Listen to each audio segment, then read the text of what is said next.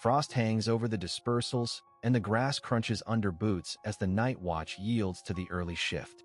The clock edges toward first light over Belgium and the Netherlands. For a heartbeat, the war feels far away. Ground crews cradle enamel mugs. Mechanics check magnetos by feel. A controller rubs stiff fingers and scans a pale horizon. Then a distant murmur rolls in from the east, too low and too many to be routine. The quiet airfield exhales steam and nerves. The brewing storm is already on the way. The morning is New Year's Day, 1945. Across the Low Countries, Allied fields wake in staggered rhythms. At Asch, called Y-29 by the Americans, at Brussels-Evere, at Eindhoven, and other strips hewn from winter mud, patrols are scheduled, maintenance lists are long, and fuel bozers nose between tents and timber huts. Veterans remember the brittle cold that made engines temperamental and fingers clumsy. They recall the comfort of repetition, the little rituals that steadied men after months of Ardennes alarms. Mechanics tug canvas from Mustangs and Thunderbolts. Armorers finish loading belts of mixed ball and tracer. The last of the holiday letters are folded away. A British controller at one field notes a faint ground fog that will burn off, a standard detail in a logbook that will soon read like a battle narrative. At dispersals, pilots run checklists by memory. Oil pressure, coolant, flaps. A few engines bark to life, coughing plumes into the pale air. The sound grows. It rises and falls like surf. Experienced ears hear something off in the cadence. Not a handful of friendly aircraft heading out along planned routes, but a mass, skimming in at hedge height, intent on surprise. A radio test crackles and fails, icy contacts and hurried hands. In revetments, men look up and find the shapes too fast and too close for comfort. Dark crosses flash between rows of poplars. The war returns in one long second. Flak crews swing mounts around and curse the stiffness of frozen breech blocks. A sentry sprints toward the phone in the operations hut. At one Dutch strip, a corporal who spent the night thawing a stubborn auxiliary power unit realizes the runway is about to become a target and yells for the nearest pilot to strap in.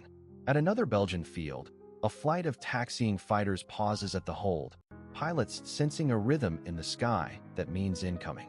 Later recollections speak of the smell of cold fuel and scorched paint, of the way frost burst into glitter when wheels rolled and prop washed tore at snow.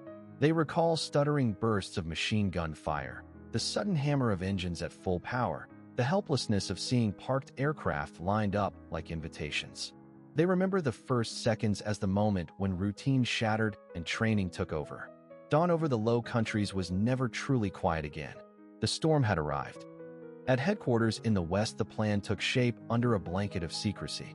Orders moved by courier in sealed envelopes. Briefings were split so that pilots heard only their route and target while staff kept the broader picture behind closed doors. Radio discipline was absolute. Navigation would rely on pre-computed headings, stopwatch checks, and visual references at treetop height. The goal sounded simple. Hit the enemy at first light while aircraft were fueled, parked, and exposed. Code words synchronized the moving parts.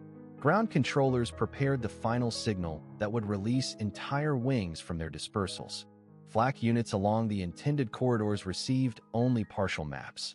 Many batteries were told to hold fire at dawn, but not all lists matched the true flight lines. That gap would prove costly. Fuel arithmetic was ruthless. Carry enough for the outbound leg, several strafing passes, and a return at low level, but no reserve for diversions. Any mistake in wind, timing, or cloud would turn minutes into empty tanks. A fighter pilot who survived the day later described the night before. Mechanics worked by shielded lamps, testing starter cartridges and cleaning gun feeds. Crews wrapped frost covers over canopies and taped ammunition boxes shut. The pilot traced his route with a pencil, folding the map to the size of a kneeboard card, town by town, canal by canal. He memorized church spires, railway junctions, and the shape of airfield perimeters. He also remembered the silence in the dispersal hut. No laughing, only tea cooling in cups and the sound of pins scratching altitudes and attack angles. On the other side of the lines, an Allied ground crewman recalled the final hours before sunrise as routine. Refuelers finished their rounds. Armorers checked safety pins. A controller skimmed the night report, and noted patches of fog to the east. There was no expectation of a massed low-level strike. The sense of normality would soon collide with an operation that depended on surprise more than numbers. The plan assumed clean timing.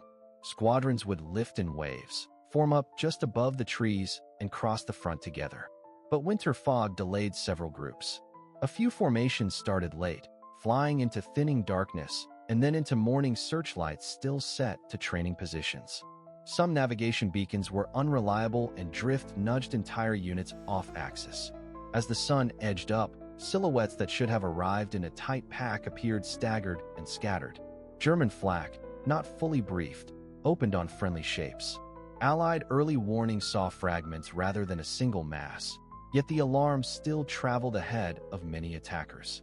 Secrecy had protected the plan from prying ears, but it also blinded friendly guns and left no margin for friction. Codes launched the strike on time.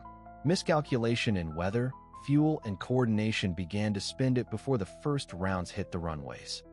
Night still clings to the dispersals when the pilots crowd into a cold room that smells of damp wool and burned coffee. The briefing officer speaks fast. A stick traces routes across a chalk map of the Low Countries, and the wall clock seems louder than any word. Departure at first light. Radio silence after the coast. Altitude at rooftop height. Hit the airfields while the enemy warms engines. Then home by the shortest line. The plan looks simple from a meter away and impossibly complex from the cockpit. Veterans remember the mood as a taut wire. A few men have the steady faces of those who have seen years of war. Many are fresh, promoted faster than their hours allow. Fuel is the quiet tyrant in the room. Tanks topped only to safe weight. C3 and B4 mixed to stretch supply. A crew chief rubs numb fingers and calculates return margins in minutes, not kilometers. He has siphoned the last liters from a grounded airframe. If headwind rises, someone will not make it back. On the table lie aerial photographs, some already out of date. New dispersals cut into orchards. Dummy aircraft beside real ones. Arrows mark flak belts and the gaps that may already be closed. Passwords for friendly batteries are listed, then revised, then struck through. A veteran fighter leader points to a corridor that threads between our own guns. Keep tight, he says without raising his voice. Stragglers will be swallowed by the dawn. Outside, ground crews breathe clouds into the dark. Frost clings to canopies and oil is thick as honey. Preheaters cough. Mechanics check gun convergence with frozen hands. Feed belts of 13mm and 20mm. Tape over panel seems to gain a handful of kilometers per hour. One remembers later how he hammered a dent flat with a glove as mallet because metal and skin would not part. Pilots pull on life vests and parachutes that feel heavier than yesterday. Personal rituals emerge. A scarf folded the same way. A glove tugged twice. A photograph pressed once in a pocket. An ace with tired eyes keeps his section close, knowing that a low attack demands discipline more than flair.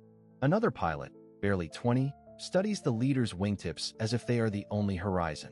Engines crackle to life in uneven sequence. Focke-Wulf's rumble with deep-chested promise. Messerschmitt's rasp higher, eager and thin. The air vibrates across the field, and the briefer's final words are already memory. Wheels bump over ruts. Tail lifts. Dawn turns the canopy into a mirror, then a window.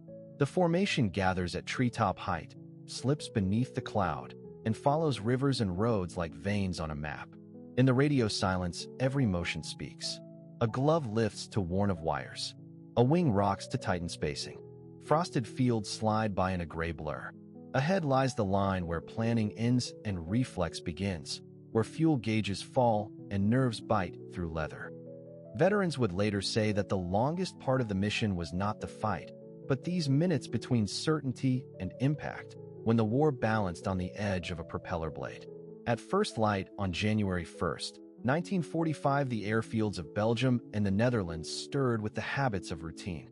Frost crusted the pierced steel planking and ground crews brushed rime from canopies.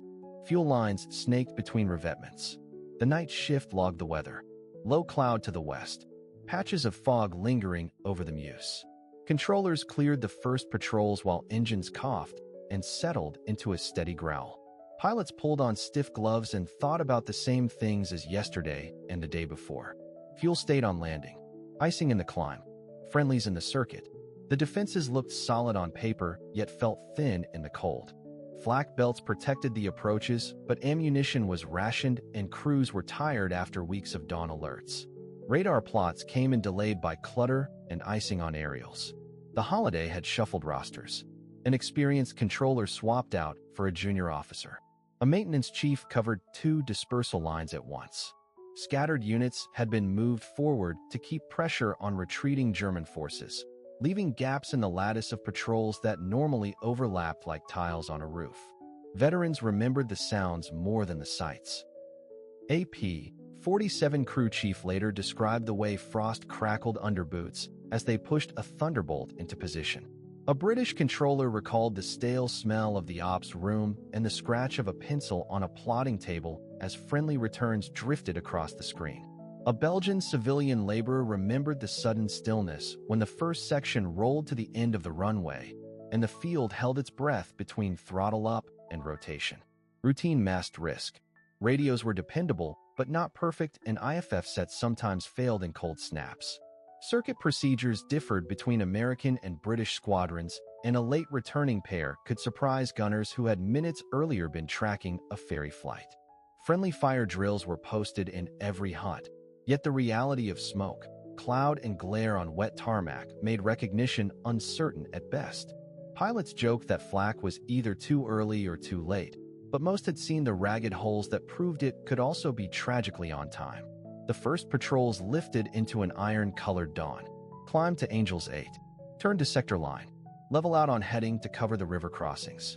Far below, convoys crept along icy roads and railway troops warmed signal boxes with braziers. In the pattern, the next flight waited at the hold, watching vapor spill from exhaust stacks.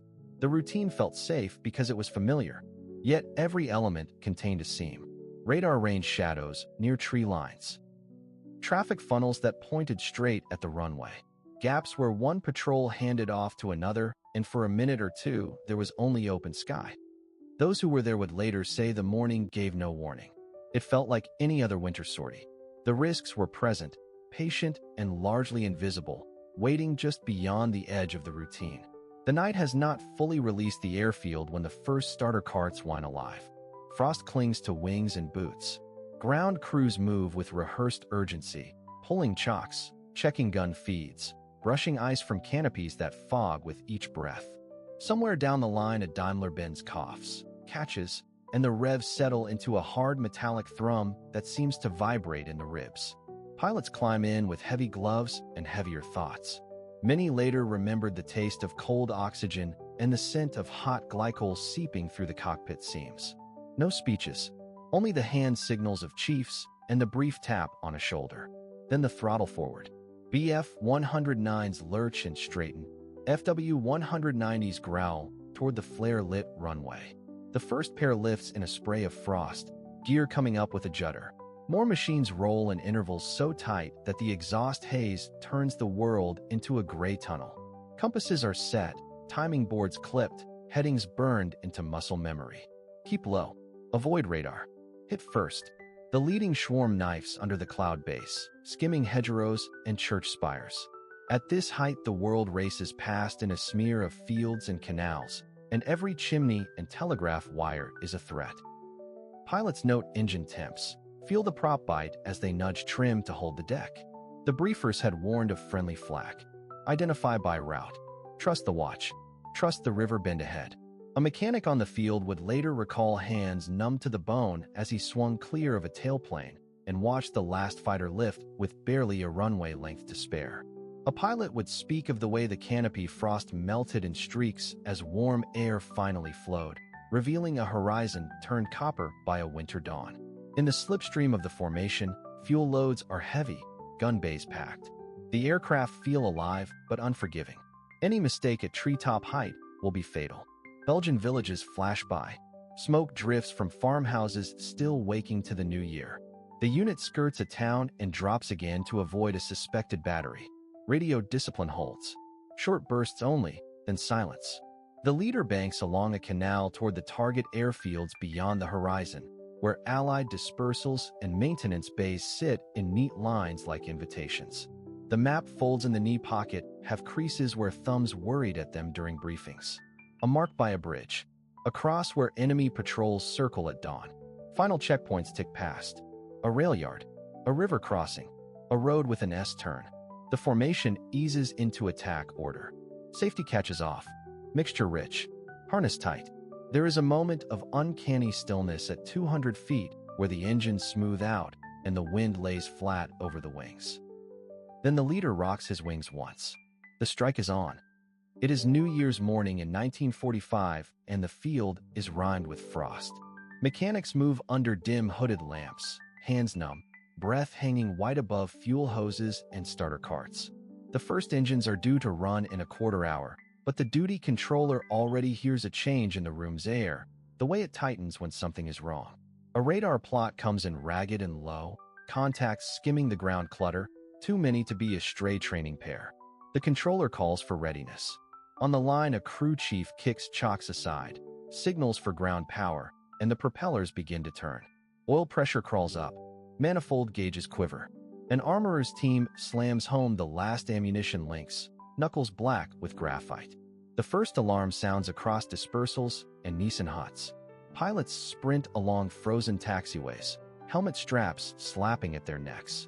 One remembers the needle sting of cold air in his chest and the sudden silence inside the cockpit before the magnetos catch and the engine's vibration becomes a steady drumbeat. Another veteran would later recall thinking that the sky felt too close to the ground, as if the clouds had sunk overnight. Controllers juggle phones and headsets, patching field to sector while the radar scope flashes returns that rise and vanish against hedgerows and canal lines. Identification friend or foe sets are inconclusive at this height. The order is simple and heavy. Scramble now. Taxi lamps bob through vapor as aircraft weave past fuel bozers and maintenance trucks dragged into the grass.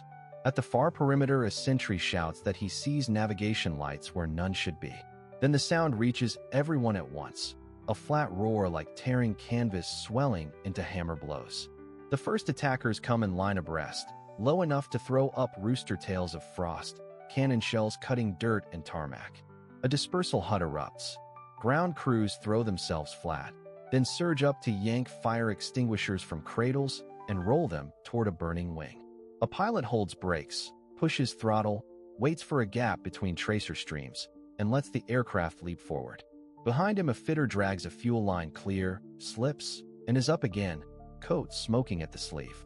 The radio net turns to a bedlam of bearings, warnings, fragments of control orders. Yet fragments are enough.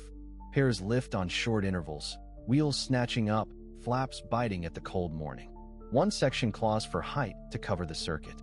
Another levels off to intercept the next wave already speckling the eastern tree lane. A flak detachment at the field edge joins with hurried range settings. Their first burst low, the next better. Later testimonies speak of the smell that defined those minutes, hot glycol and burned paint, mixed with the clean metallic tang of frost. They speak of hands doing tasks learned by rote and of a narrow sense of distance measured in seconds. The scramble is no longer a drill. It is the line between a field that fights back and a field that burns. Dawn light crawls over the low countries as frost grips the taxiways. Ground crews move like shadows between dispersal bays, breath turning to mist, hands raw from metal that bites through gloves. A Huck starter coughs and whines. Oil thick like tar warms by degrees. Then the first rip of cannon fire cuts across the field, and the morning shatters. Messerschmitts and Focke-Wulfs skim the hedgerows so low their prop wash scatters leaves. Tracer rakes along a line of parked aircraft. Plexiglass bursts into white dust. Fuel lines split. Someone yells down in the grass and stays there while the air itself seems to burn. A mechanic later recalls the sound as a tearing sheet, sudden and endless, the kind that makes the ribcage buzz. An armorer remembers the taste of cordite and dirt and the metal tang of his bitten lip. A Belgian driver presses himself under a fuel bowser and prays the tires do not cook. Sirens lag behind reality. The first bombs walk up a runway in a neat, cruel cadence, black fountains of earth and tarmac leaping higher, then falling with a hydraulic thump that shakes the skull. A Spitfire tries to roll.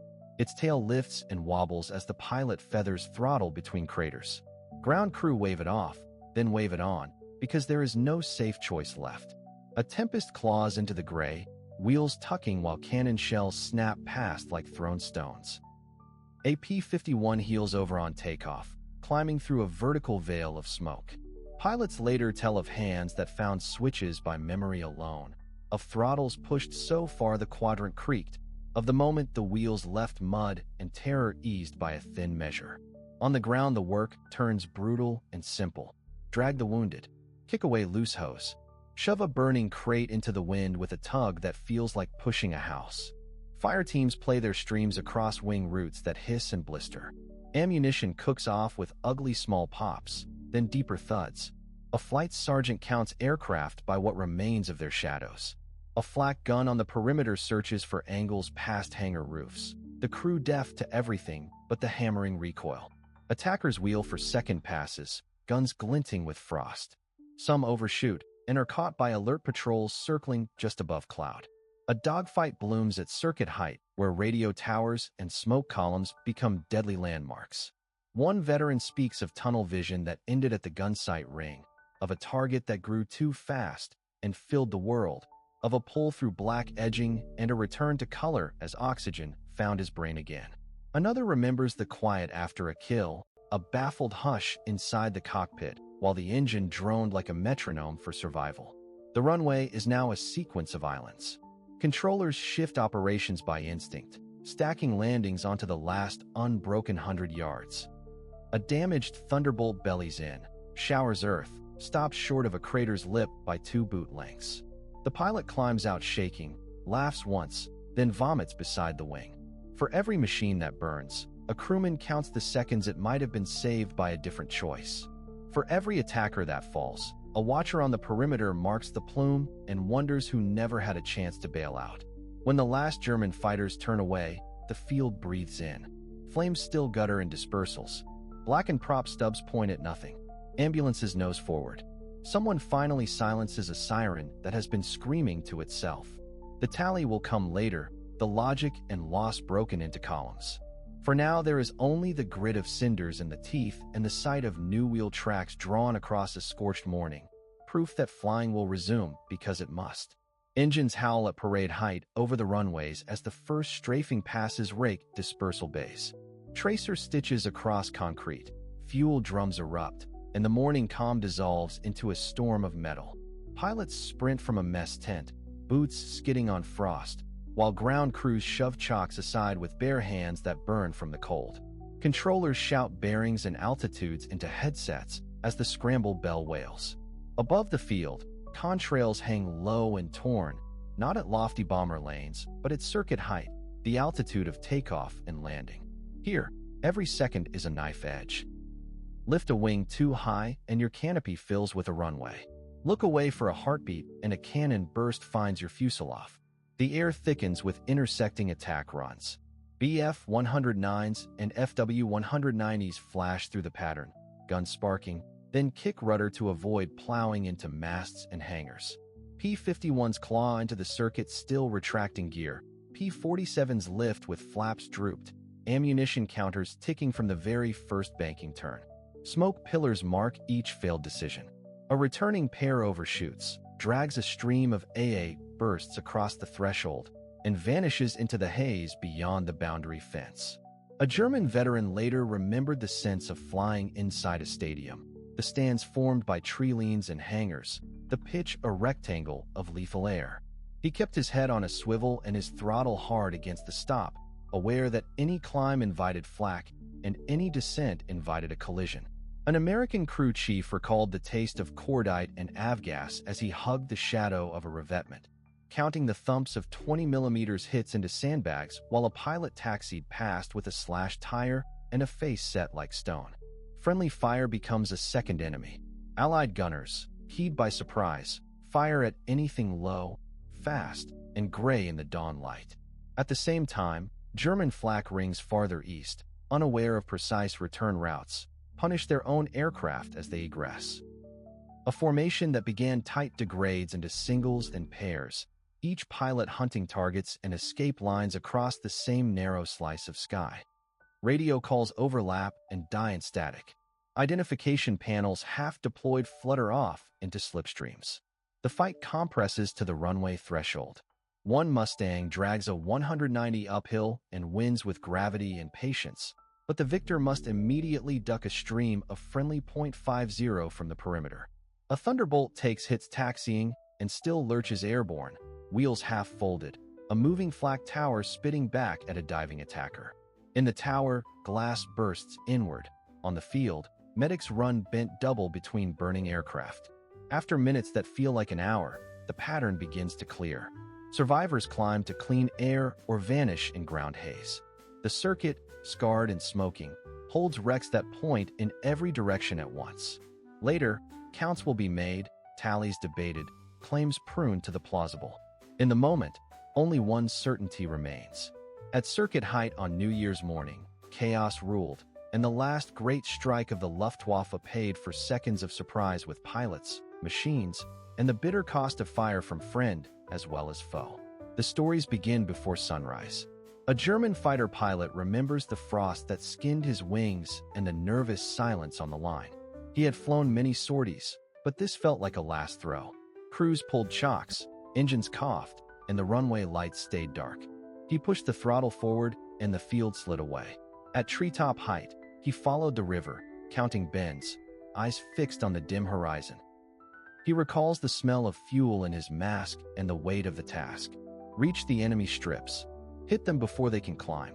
Across the low countries, an Allied mechanic stepped from a dispersal hut, mug of tea cooling in his hands.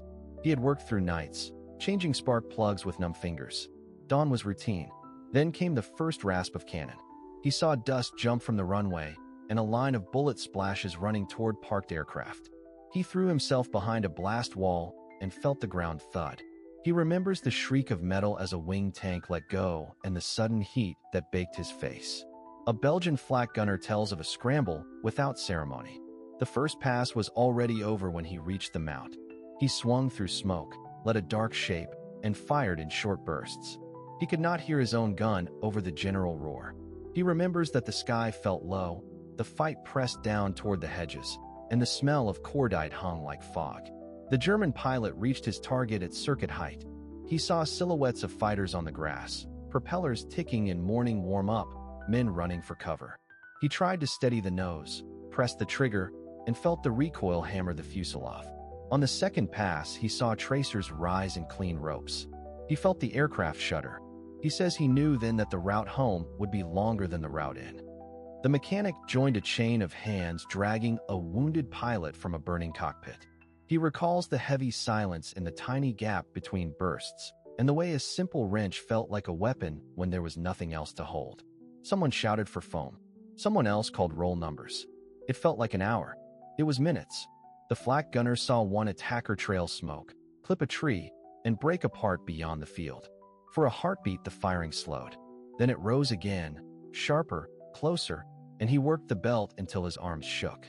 When the airfield siren finally fell to a steady note, he realized his ears were ringing and his hands were black with powder.